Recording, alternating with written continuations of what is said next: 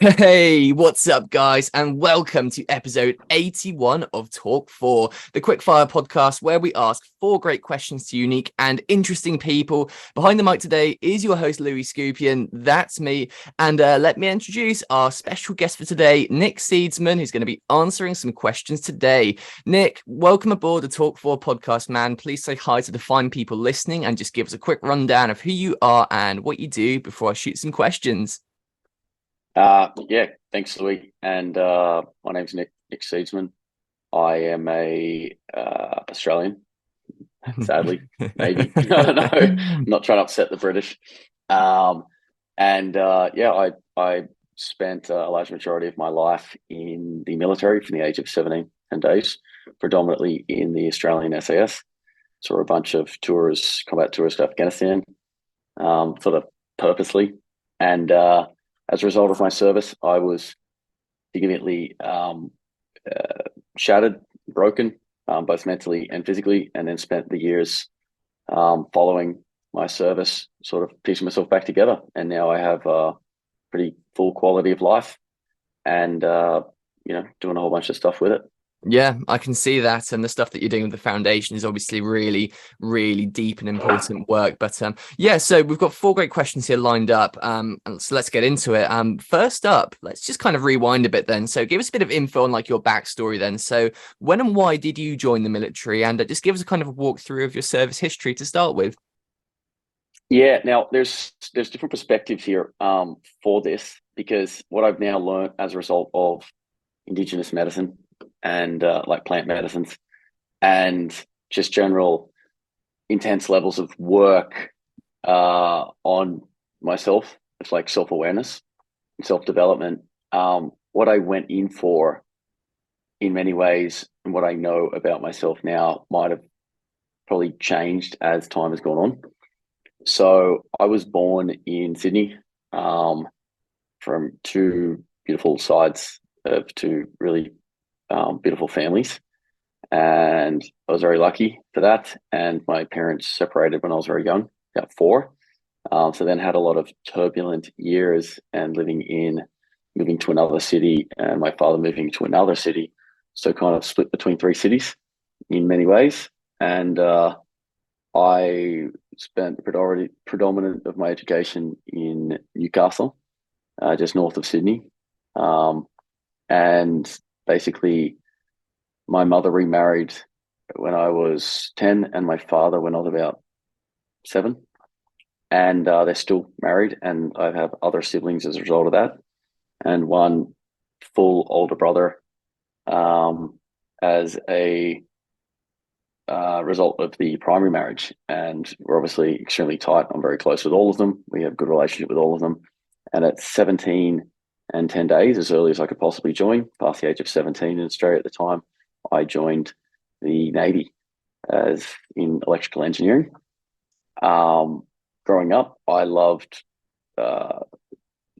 warriors, film, movies, all those sorts of things that depicted all of this together. And that kind of really inspired me. And I then proceeded to enter as in the Royal Navy originally and start my military career. Although the engineering was not my interest, it was basically a choice between that or being a infantry officer. And I went to a really pretty good college, I should say. It's fair to say that. And the infantry officer thing wouldn't have been a problem, but I had to wait a bit longer before I could do that. It's kind of early, at least 18, and I really just wanted to go at it. So I joined doing that, and then the rest of the military career is kind of history. Yeah, definitely. I mean, it's obviously a great career you've had, but how long did you actually spend in the military then? How long was your service? 13 years. Wow, that's a good shift, isn't it? But right, so obviously you've touched on this already slightly, but obviously like we know, when you left the military from there, it sounds like everything kind of started to go downhill and decline and kind of go from bad to worse. So if you're comfortable with it, can you just explain to us like what actually happened after the military then, and what kind of problems started to crop up, and what shape they took as well, and just at kind of what stage did you start to seek out specialized help for it? Yeah, so I served 13 years in the military. Served the first just short of 3 years in the Navy, electrical engineering, and served on different vessels and multiple deployments and all through Southeast Asia, and got a pretty good education in the process, right?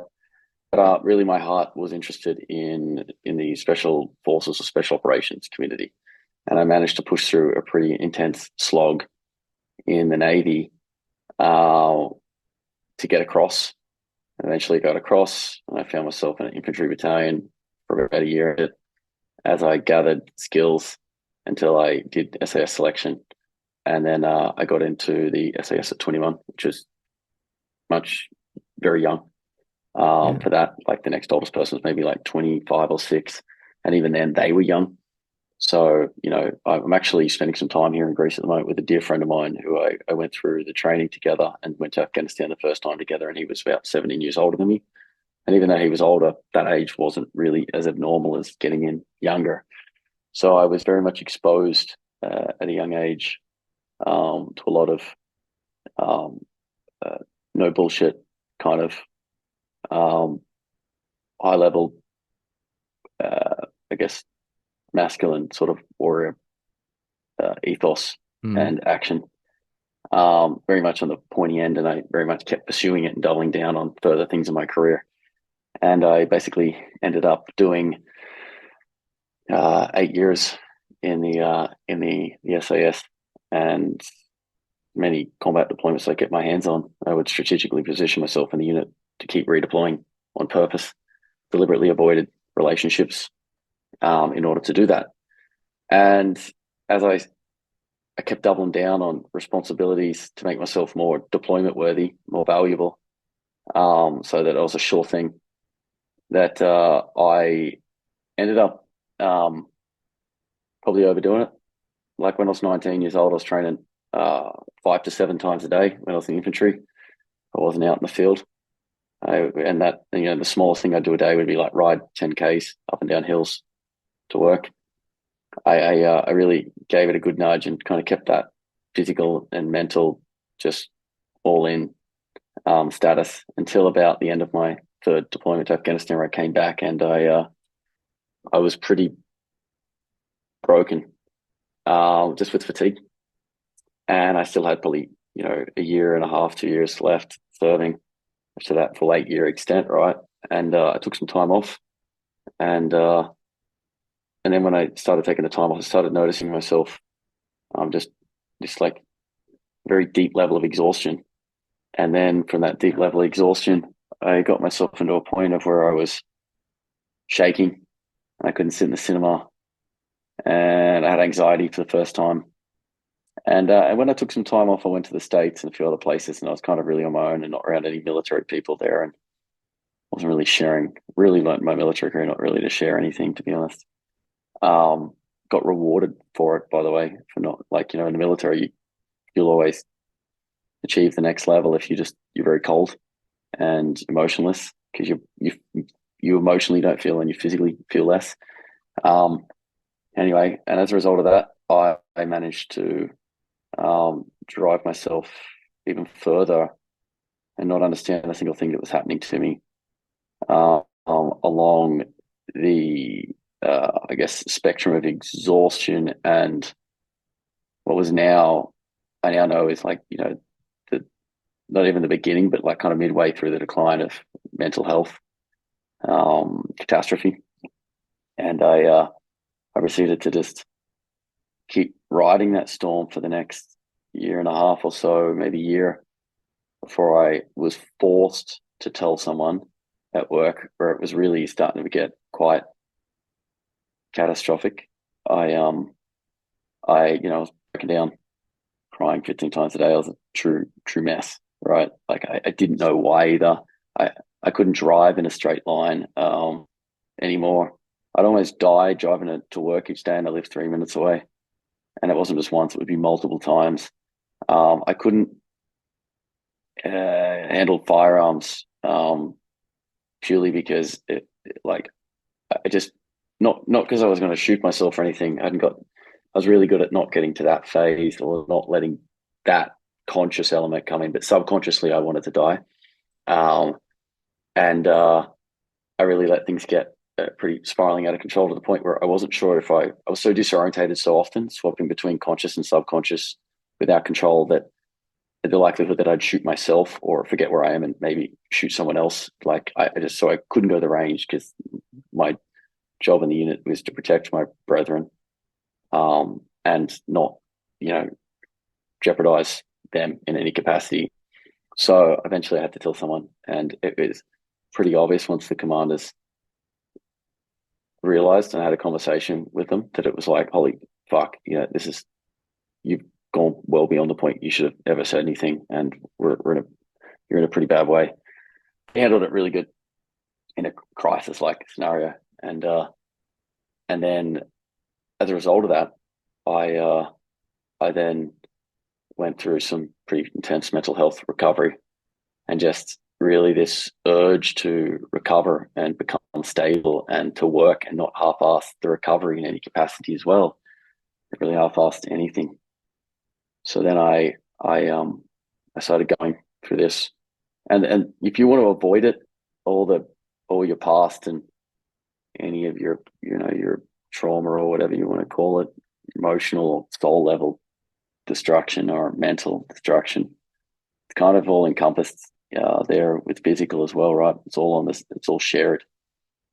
You could, if you want to avoid it, you could be in this for a long time and a lot of hurt, and really you're going to fight yourself. But I just went head in and just went, right, this is the cards dealt. So how do we rectify this? And I proceeded to work significantly on the mental, and then started noticing that original deep exhaustion that I felt, that was this first indicator for a I guess mental health collapse, which was the fatigue. I started noticing that on the other side of intensely treating the mental health to be not quite healed, and in fact actually getting a little bit worse. So even on the other side of the mental health stuff, it was time for me to get out of the military, and that wasn't. It was, it was kind of, I could say it was my decision in a capacity, but in the saying that, it's like, well, if people are taking guns off you and giving you a fucking safety whistle, are you really ever going to go back to doing your job anyway? And could you really have any dignity for yourself if that's what they've done to you? So there's no real choice but to decide to move on. And I'd kind of handled everything in the military that I ever wanted to do, anything that I ever needed to tick off from some life perspective in the military. I'd seen it all. And I proceeded to get out. And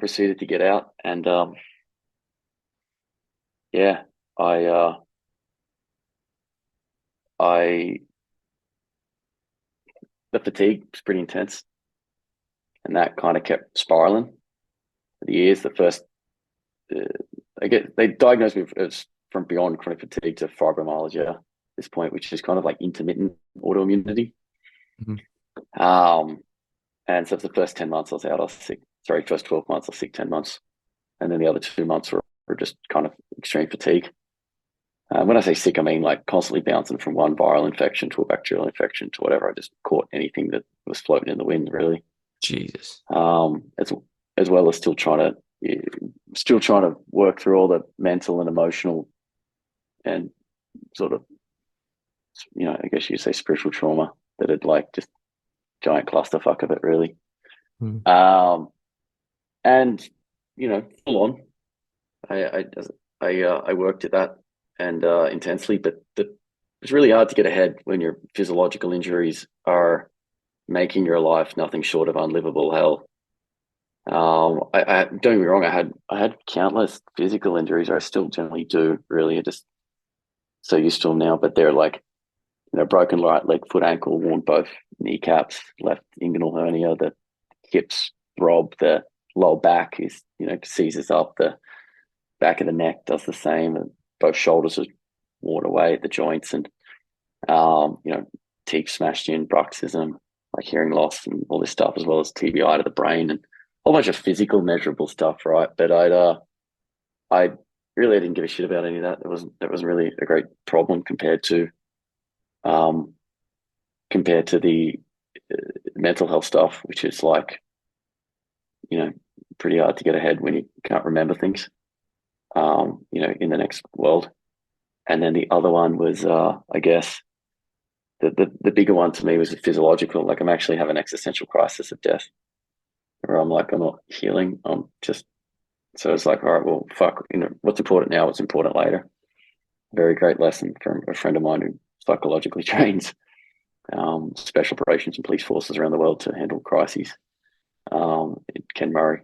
And he's I'd still hang on to that one, because it was like, all right, well, the physical health's important now, then we can really dive into the mental and all that later, and eventually get to the injuries. But I got out, and I spent the next few years, and it became apparent that I was not winning the battle of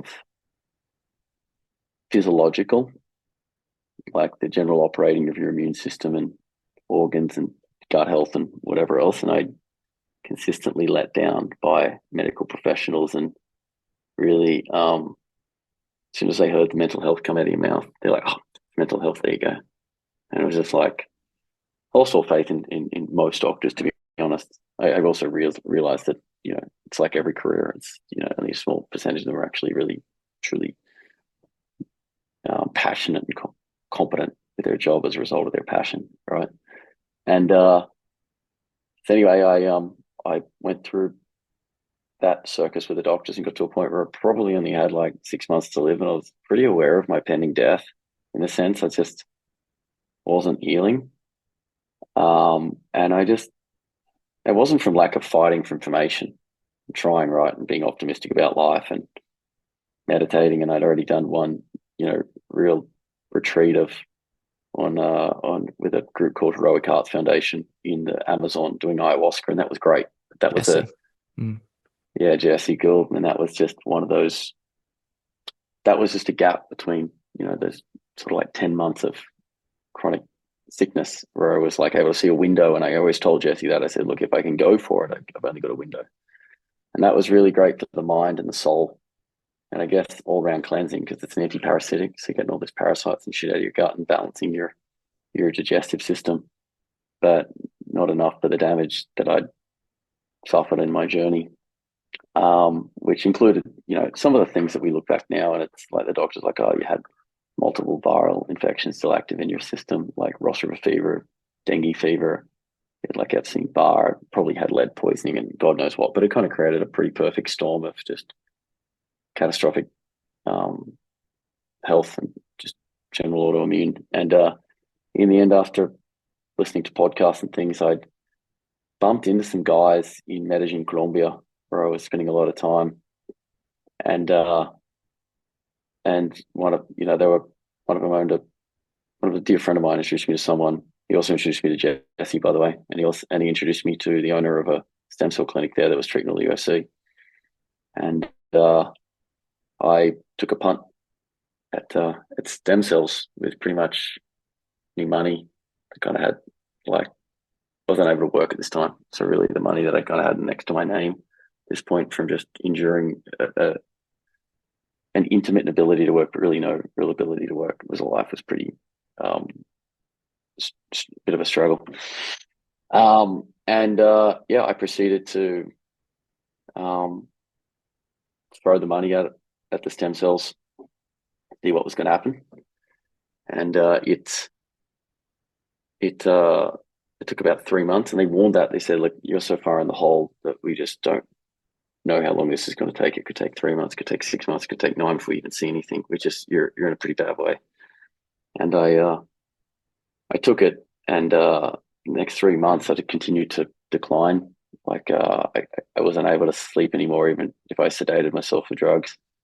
Like I was, whatever that doctor would have me on, because I just shake. My nervous system was fried. It would just shake in my sleep, which obviously, the compounding of that and everything else going on, just this sense of this desperate, permanent exhaustion. And I remember writing my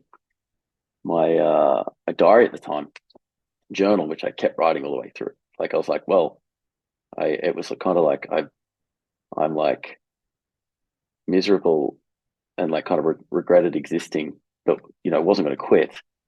but it was like I just like the only hope I had that was that hope that one day I would just exist for the sake of existing, in the hope that I would wouldn't just be immensely suffering. It was just being conscious was suffering.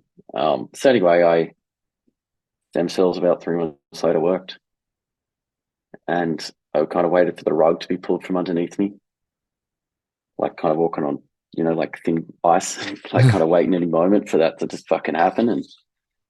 And it worked. I 6 months later, I was even better. And it takes years and a lot of medical scenarios going on to get itself in this scenario. It didn't happen overnight. But then after about 10 months or 11 months with the third treatment, I just kept getting better. Kept getting better after that. And since then I've had 5 treatments, and I'm got a quality of life back. Even injuries are healing. I'm like, I don't have this, I get sick. Like, I used to, like I'm healthy. I don't barely even know how to describe it by the relativity. So that was kind of the journey. And then after that, I was able to then focus on the soul healing stuff post-military, where I was able to, God bless Jesse Gould, planted that seed well and truly, and I was able to go back to really, what's important now, what's important later. Okay, physiologically, I'm stable. I realized like I was so able to tell the nuance of my health, but I was able to work out that I was on a gradual incline for recovery of that immunity. So I'm like, all right, and I'm on a stable level now, and been stable for about 8 months, 9 months, and I went like, right, let's go work on the mental and the soul. And then I started some pretty intense work with some shamans and to work through that. And I had some immense life breakthroughs over the next 18 months or so of just doing that, as well as getting my life together with investments and things, and like getting that direction of my life. Like, really to get those things together is kind of on the basis that you're going to live, and also maybe that you're going to have a family, and that you might want to have some responsibility to support them, and have that space for them to create that, for them to appear. And I was able to really just, step into that with the health and heal a whole bunch that I can't describe how remarkable my life has been since then, and continues to be so as I do more medicine. And I've done 5 rounds of stem cells now, so I've done even more over the years. And I kind of led me to the foundation. I was pretty pissed off that this medicine exists, and it's only available to the high level athletes and the rich, and anyone who wants to basically mortgage their house. And the more awareness we get out there, the more economic it becomes to have it cheaper. And it has become cheaper over the last several years since I've done it, first in 2019. And I created a foundation for it, for Five Eyes, for the British, the Americans, Canadians, Australians, New Zealanders, just Amazing. to get that into, Great stuff, man. I mean, I'm so sorry that you had to go through that. It's horrible. But then again, the flip side to that is it's so good to see how you've done now, that you're giving back to all this stuff and that you're starting the foundation and all that. But like you touched on there, so stem cell, I think the first time I ever heard about stem cell was, I think, when Rafa Nadal went to go and get stem cell therapy. And that was the first time I'd heard about it, but didn't really have like much knowledge about it, and still don't, to be honest. So obviously, like I said, I don't know much about how it works exactly and what it really does. So just wondering, do you reckon you could just run us through exactly like what is stem cell therapy, how it works, and just talk us through like how that procedure was for you and like what did it actually do? Yeah. So stem cells are, I guess, the building blocks of life. Let's say in a human, and because we're all comprised of cells, right? I think we're pretty much across that. And essentially, they're an untasked or unidentified cell at this point. They haven't become an ear cell, a mouth cell, a nose cell, or liver cell. So they enter into your body, and somehow through the grace of God or whatever you might want to call it, they basically seek for where there is a damaged or missing cell and replace it or place themselves in the spot of the missing cell. And as a result of that, begins to essentially regenerate by that action. And we don't really have access to regenerative medicines in the West. I mean, Eastern medicine is more of like a long-term healing, like through foods and stuff, and I highly recommend that as well. And West is really good to for triage. Like if you've got you're about to kill yourself in a mental health crisis, you take some drugs, see a psychiatrist, but that's probably good for the first few months.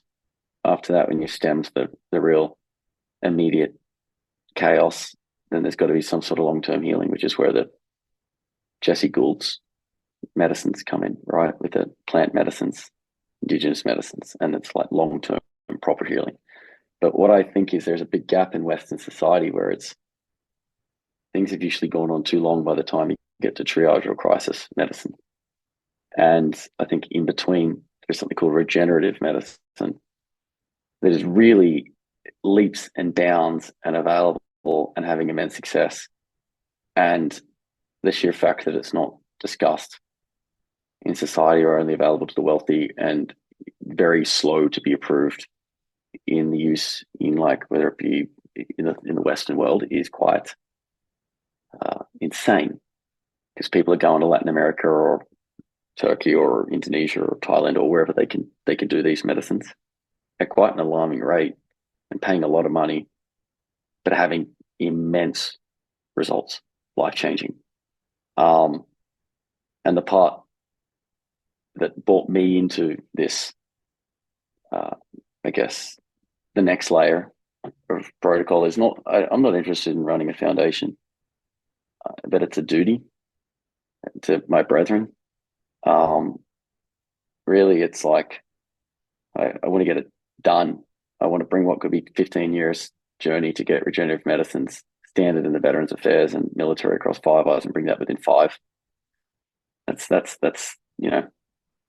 I've accidentally discovered this through the journey I've been on. The craziest thing is it can be used as preventative medicine, and the research and development every year is getting more and more impressive as they learn different aspects and different key elements of the stem cells have success, or even at the point where I think they're looking at programming stem cells that are specific to the ear or to the nose or whatever. So you can put them in the body and they'll go predominantly to just repair in the ears. That's amazing.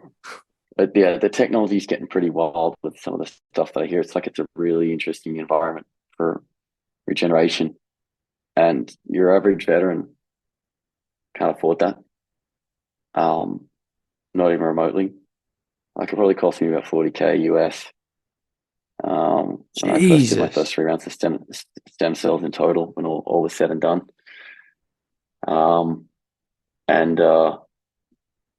And if I'd had a wife, good luck trying to convince your wife that you're going to mortgage the house for that.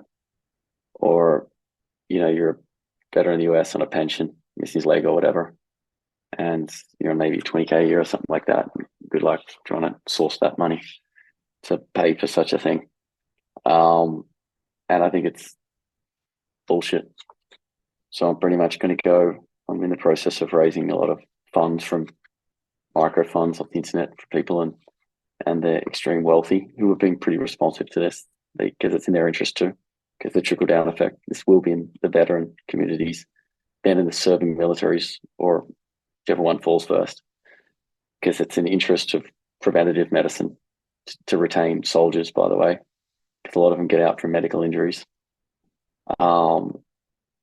And basically correlating as much evidence of success of veterans across those 5 nations as fast as I can, to basically publicly deliver that as a embarrassment to the current system, or lack of, so that our soldiers and sailors and airmen can not endure the shit that we did. Maybe even as far back as Vietnam vets can get a quality of life they might not never have had. Like, I think it's pretty bullshit that you get a quality of life that's measured almost in the West by suicides of veterans, right? But there's a pretty big fucking road between start point of an injury and suicide. Yeah. And it's where do we measure the part that got in there, the general misery, because some guy's never been able to pick up his kid because his back or whatever is too busted. And I could talk to mates from the regiment, from the unit. I just remember caught up with one mate, and he's like, "Oh, I've had 3 soldier surgeries this year," and I think I was talking to him in fucking August. He'd already had 3 that year, and I think it was August. Remembering August, September, and it's just like, at what point is this? Like, are we just throwing shit at a wall and just hoping it sticks, instead of innovating at the speed that the guys deserve?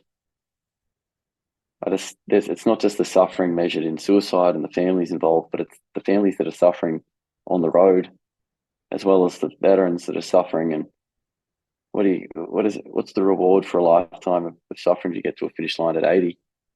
So anyway, so I'm on this path just to keep raising funds and spread the word, and pretty much rub it in the face of these governments who, quite frankly, should be doing fucking more, and are evidently not only not doing more, but apparently doing the bare fucking minimum. And I'm just going to correlate the data and success stories, the veterans, and get it out there. Yeah, absolutely. It's a very, very important mission. But yeah, I mean, I've had a lot of guys on the show who've been through terrible traumatic experiences, and their experiences with the VA and that side of things, like big pharma, they're just horror stories. They are horror stories. But like you say, it's shocking, because you look at something like, you look at these plant medicines and stuff, Schedule 1 drugs. What is the definition of that? It's high rate of addiction and no therapeutic use. Is that not literally just a cigarette and alcohol and stuff? So, I mean, these double standards are a joke, but like the work that you guys are doing and the foundations, Jesse, Wiz, Donna, everyone, it's getting out there, and things are starting to happen now. So it's really good to see. But I have to say, I hadn't seen anything about the stem cell stuff before this. I'd seen quite a lot about like the plant-based stuff for sure, and like the psychedelic assisted therapy things. But so you've said that the cost of the stem cell stuff has gone down significantly recently. Can you kind of like just guide me through how much that's happened, and if that is going down, do you think that's kind of on a trajectory to become like the future of healing? And when do you think that might happen and become more mainstream? Yeah, I do think it'll become the future of healing. It's like an unavoidable tidal wave. I just wish it would crash a bit much sooner. I think it might be a bit of a risk to profiteering and medical system structures, insurance, and everything that's kind of holds each other up. And I think it will be a standardized future, and I think I'm trying to make that happen much quicker. Costs were significantly larger, and now they're, depending on the injuries of the individual. You got to remember, the comorbidity of a veteran is a real thing, and we talked about comorbidity during COVID, because the first time that ever became a consideration for a civilian. But there's not many combat veterans that I know that aren't comorbid.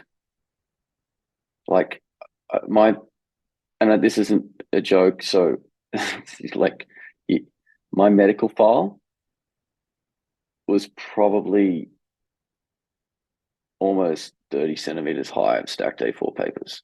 Jesus. So everything is one giant circus working against your system.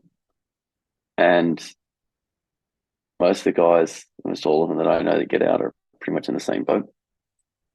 And that really probably doesn't account for enough of the mental and there's not even measuring the bloody soul regeneration and work they're probably going to have to do through the medicines. So it's hard to measure the cost, right? It could be as low as a couple of grand. It could be as high as maybe 40 grand still, depending how bad that is, you know, for a bloke who's lost their legs and IED'd and brain and trauma and mental health trauma. And I really can't even give an answer for the cost. But for the average civilian, it'll, you know, might be 15K, might be 10, might be 5. You know, it varies. Still pretty expensive. Yeah. And it's good luck getting a disabled veteran to bloody find a way to fork that out. And the part that pisses me off is that it's there and it works. And it consistently works. And it's just, anyway, There you go. a bit punishing, really. Yeah, it's shocking, but I mean, guys like you doing this kind of work, that's really, really important. And obviously, I mean, we could have someone in that situation who's looking for this on the show right now, who is, you know, looking for some advice or something. So just talk about like the foundation then. So what is the mission there, and where do you think that foundation is going to go in the future, and how can guys find this and start to look for applying for a grant? Yeah, so it's expensive, right? And this is the torturous part of the foundation, and the part that I'm really not even, it's like soul crushing, right? I'm basically finding guys from the nations that are catastrophically fucked, so that I can move the needle in the studies much faster and much easier, and to a much more elaborately documented degree, right? And it's really, I don't even know if it'll ever get available for people to even apply. The idea is to correlate success so quickly that it's just in the face of the public and the governments and militaries, the VAs, or even just any members of, you know, the Congress, Senate, Parliament, whatever it might be. The idea is to rub it in the faces so goddamn quick that they basically legalize and introduce this into their own systems as soon as possible. That's the outcome. Guys being able to get a grant or whatever, it's just, I'd be cruelly dangling a carrot. Like, this isn't like we're, you know, I guess like price might be up to 40,000 to treat a double amputee, someone like that had their legs blown off in some battle, and as well as the damage that, you know, the result of that service in the military has done. So it's like, I get these guys, I get them through, I get all their medical evidence correlated, and I present that to the medical authorities at departments of, say, Veterans Affairs or the militaries, and keep doing it, and keep doing it as often or as fast as I can until it's indisputable, and also keep raising awareness in the public, the success stories as they come up, to help indirectly lobby the government with pressure. Why the fuck isn't this available? Sort of questions. You know, I'd like to get it to the point where MPs are bullied, or Congress or whoever are fucking bullied in the street for addressing self-serving fucking interests over something that can, that quite frankly, there's already enough evidence. But if you want veteran evidence, all right, I'll go find the veterans and I'll find the money and I'll put the two together, because ain't no veterans going out there to throw 40 fucking K at a treatment for themselves. Yeah, it's true. You know, you can find UFC fighters galore because UFC is paying for it. Pro athletes, David Beckham or whoever the hell it is, or Mike Tyson, dudes who got money from their career in the process of getting fucked up. But apparently that doesn't seem to count enough. Apparently there's some sort of definitive line of what veterans go through over UFC fighters, etc. So fuck it, I'll do it.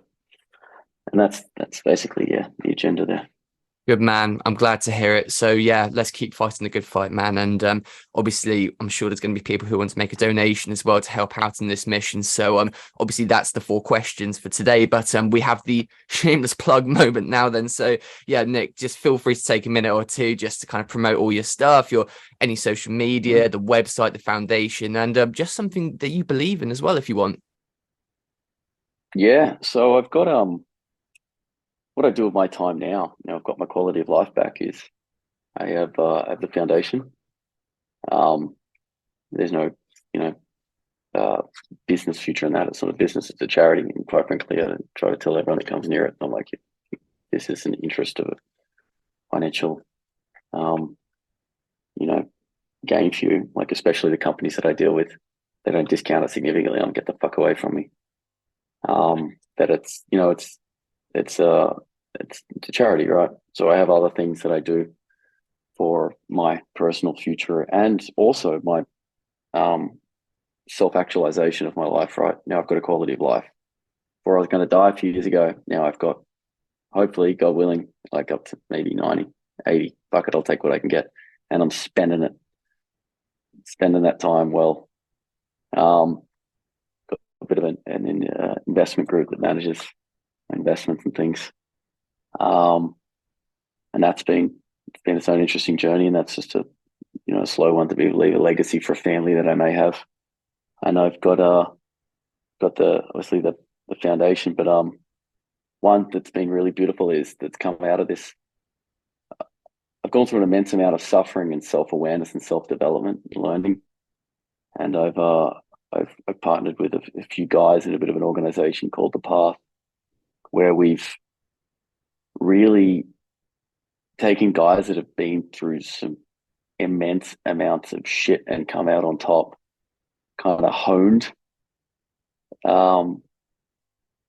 that journey through the thick jungle, and we basically form communities of men.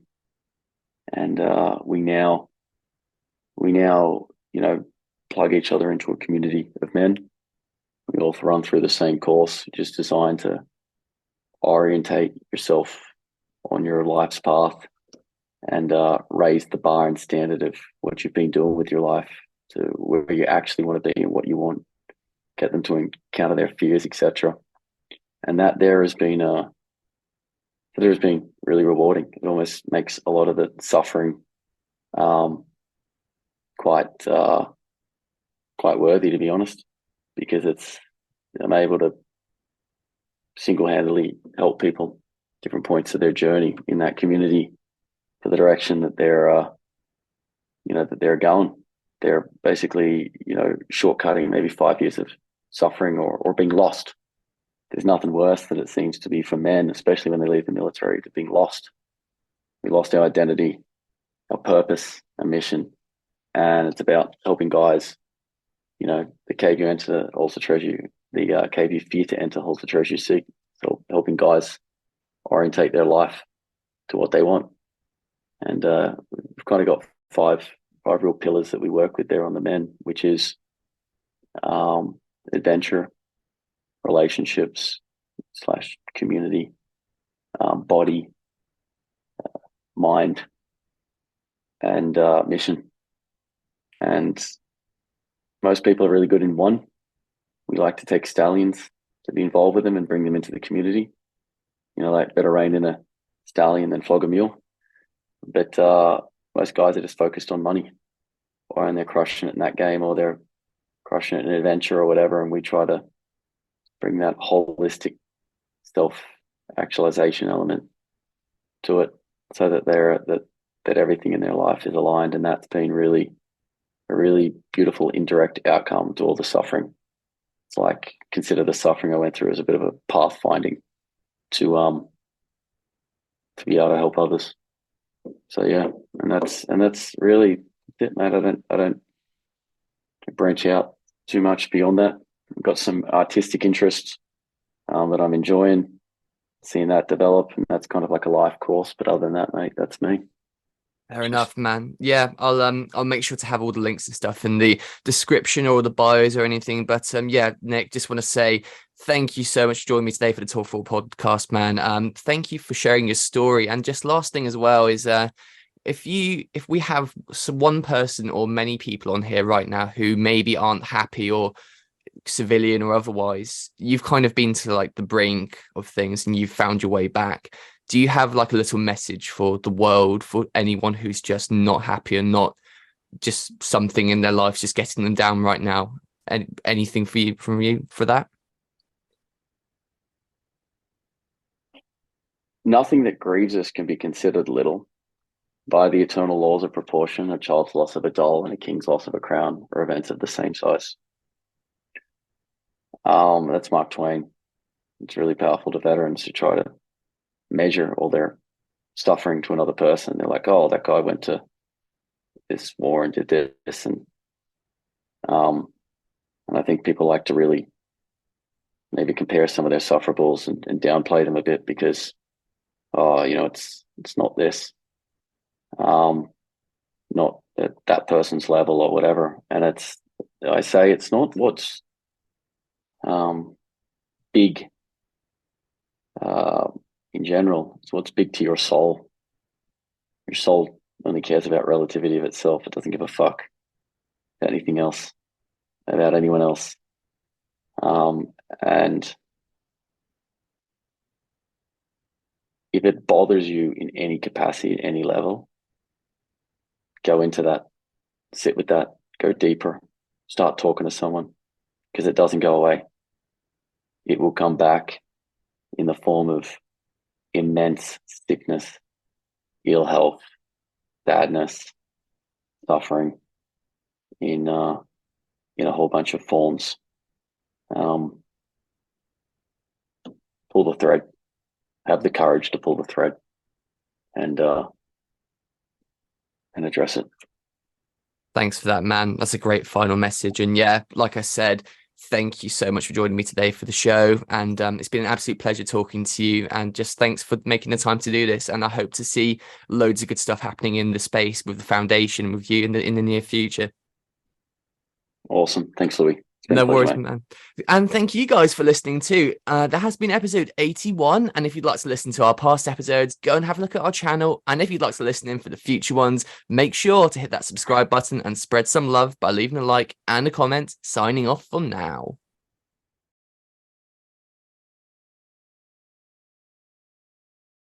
Hey Louis, we always grew up, and more so in the military and the British Empire, not to ask people for money.